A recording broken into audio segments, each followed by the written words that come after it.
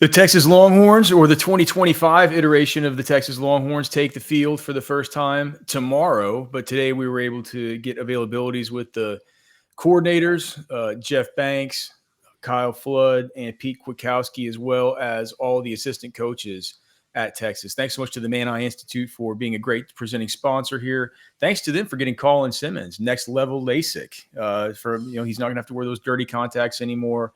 He's going to be able to get locked in on his target this season without having to worry anything about his vision, thanks to the Man Eye Institute. Thanks to those guys, 844-WOW-2020, Man Eye Institute, see life better. Speaking of Colin Simmons, got to talk with his coach today, LaAllen Clark, and his first media availability with the Texas group of journos. We also got to talk today with Chris Jackson, the wide receivers coach, as well as the defensive line coach, Kenny Baker. Those were the dudes that I was kind of around and kind of assigned to make sure that we were, that we had everyone covered. I have thoughts on, everything that they said, but Cody, anything that you have right off the bat? Well, my first question is, this is your first time seeing Kenny Baker in person, right? Yeah. What was your first thoughts of Kenny Baker and LaAllen Clark? Because the videos I saw, I was like, these guys are impressive. These guys are, very well spoken. I know it's rare to get to talk to the assistant coaches and stuff, but I feel like they were very well spoken in all the questions I heard them get asked. Yeah, most coaches are pretty well spoken dudes. I mean, they're communicators for a living, right? I mean, but not all the football coaches. We know, not to name names, but the Jeff Lebby's of the world, don't always feel the best about talking to the media. Sometimes it's just like, I just want to coach ball, man.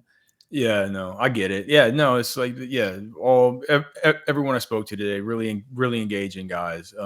We'd obviously gotten to talk with Chris Jackson a lot before. We'd had one previous availability with Kenny Baker, but yeah, it was the first time with Alan Clark. Let's just go over it. So with Chris Jackson, some of the things that stood out to me when he was talking about the wide receivers, you and I have talked so much about what's going to happen with Emmett Mosley, the fifth, and DeAndre Moore as far as who's playing slot, all that stuff. He basically said in 12 personnel, both those guys are going to be in position to possibly play opposite Ryan Wingo when they have two wide receiver sets. He says that DeAndre Moore's never done it before, but he relies on him more than anybody else in the wide receiver room. He knows the offense better than everybody else. So he's going to be maybe even a front runner to play in two wide receiver sets. With that being said, he likes him out of the slot most in 11. He said there will be times where they might put Mosley in there in the slot, and they can play DeAndre Moore outside. So kind of the way that we had thought that was going to be is sort of how it looks right now. As far as Parker Livingstone, he said that Mosley's not going to get handed a starting job, and that right now Parker Livingstone's been starting. He's the starter. He's taking full advantage of everything that's come his way. So Livingstone, good spot. He's gonna have to Emmett Mosley's gonna have to take a job from him. But regardless, he said those four guys, it feels like those are the four kind of core rotational guys coming in. Whereas Lockett, French, McCutcheon, and Michael Terry, the great freshman, he says that they're exactly where they need to be. They were all early enrollees, but now it's time for them to take steps to separate themselves the same way that Ryan Wingo did from the rest of his class. He said, kind of interestingly, he said, I kind of have an idea of who it's going to be, but he wouldn't say who. So that from Chris Jackson, those are the kinds of things that kind of stood out to me, as well as, him kind of saying that Ryan Niblett, Michael Terry, guys he sees as Swiss Army knife types. They can play H and running back, both. He says that Ryan Wingo, one thing he mentioned is that Ryan Wingo is 6'3", 215, and that he runs a straight 4.3. He said that Livingstone's more of a 4.4 kind of guy. As far as Alan Clark, a bunch of interesting stuff. We have the news, probably the biggest news, Brad Spence, the linebacker transfer from Arkansas, has moved from linebacker to edge exclusively. He has 8 guys in his room. Brad Spence is one of them. He says that he's excited about his ability to he says he's a lead off the edge. He's physical at the point of attack. Really excited about Zena Yamuzzolo. Said that Colin Simmons left a lot of meat on the bone last year, which makes you think, holy cow, it feels like both these guys, Kenny Baker and LaAllen Clark, are kind of tugging on Justice Terry and to some degree Lance Jackson, although Lance Jackson is going to be playing edge this year. He's one of those 8 guys in LaAllen Clark's room. Justice Terry is a player who both of them said they've had to be real strategic about what they're going to be planning to do with him in each day of practice. Some days it's his edge. Some days it's inside at defensive tackle. They don't want to put too much on his plate. Just a bunch of other stuff too about, Murad Watson, can't wait to get to see him. Travis Shaw, he'll have no restrictions coming in like he did with the knee in spring ball.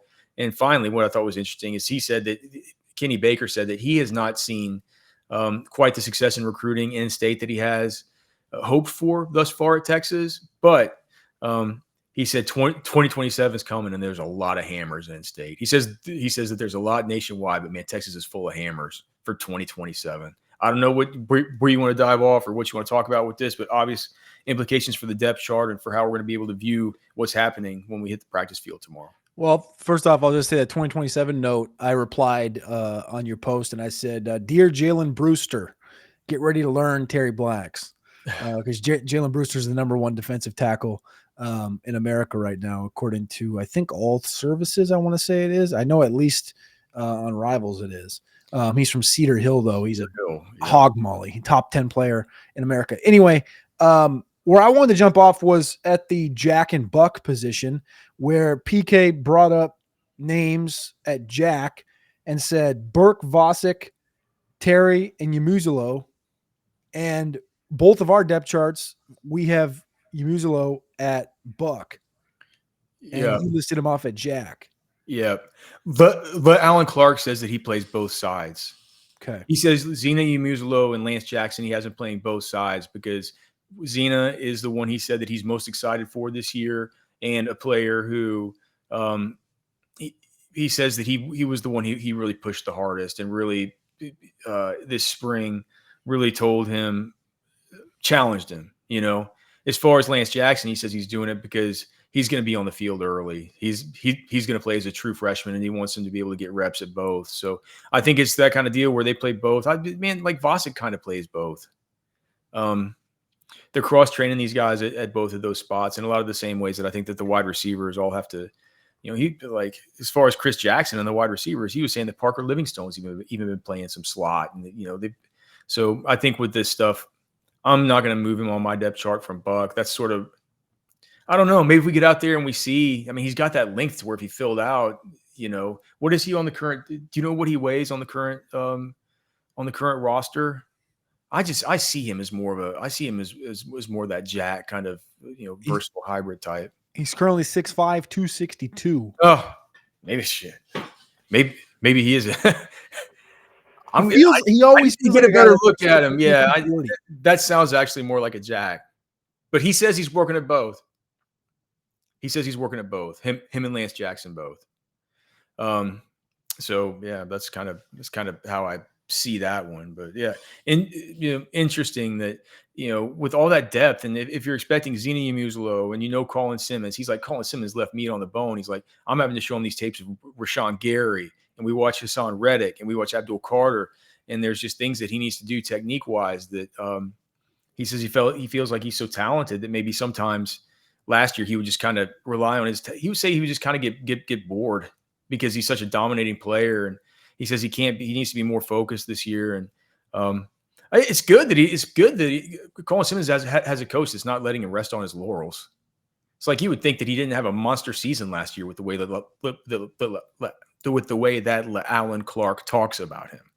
And so I think that it makes it all the more interesting to me that Brad Spence has been moved, and it's not like it's just he's working in with the edge guys. He's been moved to the edge permanently. I'm like, when did that happen? And LaAllen Clark was like, end of June, I guess. It was before I went on vacation. So it was just a recent development, but makes you wonder how they're going to play all these guys. There are 8 of them. And you're just like, well, if they say that Zena needs to play more, Lance Jackson's going to play, Justice Terry's going to play, and he's going to play defensive tackle too. Simmons is going to play, right? Ethan Burke's going to play. All these guys, like how's Brad Spence? It feels, I know he played edge in high school. Clark says he's a lead off the edge. It's going to be fascinating to me to see exactly how you deploy all these guys and whether or not it means more of these kind of smaller kind of speed fronts wherever you do get the Ethan Burks playing 3 technique, or the the Vosiks or the Lance Jacksons, the Justice Terrys, etc. One thing I read I heard on a video and heard was Kenoto Hudson mentioned that he's the Nichols coach. He mentioned that Taff has been working out at nickel this offseason a little bit, and Dwayne Aquina, DB's coach, there was a note instituted by Dwayne Aquina that the defensive back or the secondary is meeting in one room instead of the cornerbacks with the nickels and the safeties separately. That's according to Kenoto Hudson. So they're going to be now meeting together. And we've obviously heard the Jelani McDonald stuff, the Gilbo stuff, moving around positions. But now Michael Taff working also at nickel. What is your kind of thoughts on that? Like, I just think that means everybody in the back end, they're just trying to fit, the best 5 guys on the field at any given time. I'm just now hearing about it, so I don't know. I mean, like, I think Michael Taff's a safety dude. No, I know, but matchups, right? You're looking for matchups in any given situation. Is it just interesting to just make, just another thing under Michael Taff's, feather in his cap, just to allow certain players that might allow, you get Taff in there on a certain play to play nickel. That means you can bring in, a Jonah or something on the back end potentially. Yeah. Or you could, I mean, you could do a million different things. You could have Derek, you got Derek Williams and Jelani back there if you needed just maybe a little bit more like length or something on the back end. And I mean, Michael Taff, he can come downhill, he can hit. What's the most important thing that Coach PK says about, or no, it's not just Coach PK, it's Sark. Like, he says that culture is not, it's not just the way that we talk to each other. We have culture Wednesdays, or we have, we go to the movies and stuff like that. Culture is gang tackling. Culture is making open field tackles, coming downhill hard with our DBs on wide receiver screens. He says stuff like this, right? He's like, that's the culture. It's not just this frou-frou stuff that happens right here in this building. The culture's on the football field. And Michael Taff, as we know very well, it's like, you get him in that nickel spot, in that star spot. He's a living embodiment of the culture, especially as far as it has to do with, coming downhill hard, getting his helmet through the defender, wrapping up, and making those big open field tackles.